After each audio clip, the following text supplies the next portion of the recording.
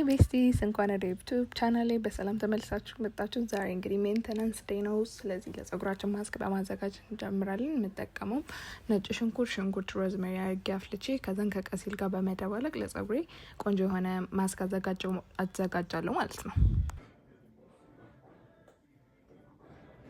This is a slimy በጣም ሲበዛ ያው ቀሲል ስለሆነ and for sure ፎር ካለባችሁ ከዛን ደግሞ የጸጉር እድገት የምትፈልጉ ከሆነ ውስጡ ላይ ነጭ ሽንኩርት፣ ሮዝሜሪ አድርጌ ውሃውን ስላፈለውት እናንተም እንደዚህ አድርጋችሁ ብታፈሉት ለጸጉር እድገታችሁ ይጠቅማችኋል።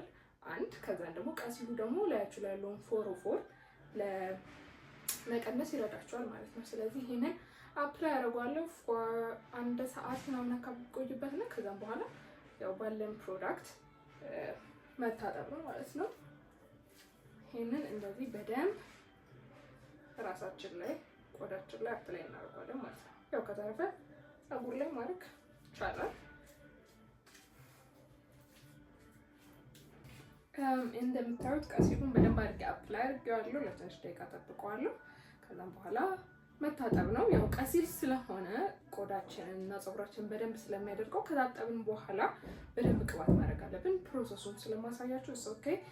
እዚህ ጋር ደግሞ ለሰውነቴና ለፊት የሚሆኑኝ ማስኮች እያዘጋጀው ነበር። ለሰውነት የተጠቀምኩት ሞሮኮ ሳሙና፣ ቀሲልና እርድ ነው። ለፊቴ ደግሞ ትንሽዬ ቀሲል፣ ትንሽዬ እርድና ትንሽዬ ማር አድርጌ ነው የተጠቀምኩት። ይሄ ሞሮኮ ሳሙና፣ ቀሲልና እርድ አድርጋችሁ ስትጠቀሙ ሰውነታችሁ በጣም ነው ኤክስፎሊት የሚሆነውና ሞክሩት። ፀጉሬን ከታጠብኩ በኋላ ያው ቀሲሉ ፀጉሬን በደንብ ስለሚያደርቀው ቅባት በደንብ አድርጌ አፕላይ ያደርገዋለሁ። ሞይስቸራይዘር እንዲኖረውና ድርቀቱን እንዲቀንስ በጣም ስለሚረዳኝ ቅባት በደንብ አድርጌ አፕላይ ያደርጋለሁ። ቆዳችሁ ላይም ዘለላችሁ ላይም ቅባት ማድረጋችሁ እንዳረሱ እና ደግሞ ኤልሶዮ ሜተድ ብትጠቀሙ ሞር ለጸጉር እድገታችሁ ስለሚረዳችሁ መጀመሪያ ሊኩዊድ ከዛም በኋላ ክሬም አድርጋችሁ ተጠቀሙ።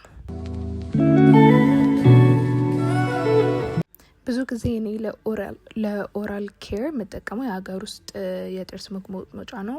በጣም ቺፕ ደግሞ ብዙ ቦታ አቬለብል ሆኖ የምናገኘው ነገር ነው እና ደግሞ ምላሳችንን ስለማይቆጠቆጥል ከሌሎቹ ከሌስትሪን ከክሬስት ይሄኛው ለእኔ የተሻለ ሆኖ አግኝቼዋለሁ። ከዛን ደግሞ ጥርሴ ነጣ እንዲል ስለምፈልግ ላይክ ትዋይስ ዊክ ምናምን የኮኮናት ኦይል አርጌ ሞጣለሁ ማለት ነው። እንግዲህ ከዚህ በኋላ ኖርማል ሜንቴናንስ ዴይ ላይ ማድረጋቸው ነገሮችን ነው ማሳያችሁ። አይ ሆፕ ዩ ዊል ኢንጆይ ዘ ቪዲዮ እና ጠቃሚ ነገር እንደምታገኙበት በጣም እርግጠኛ ነኝ። ቤቱን ሰብስክራይብ ማድረግ እንዳረሱ ቤተሰብ ይሁኑ።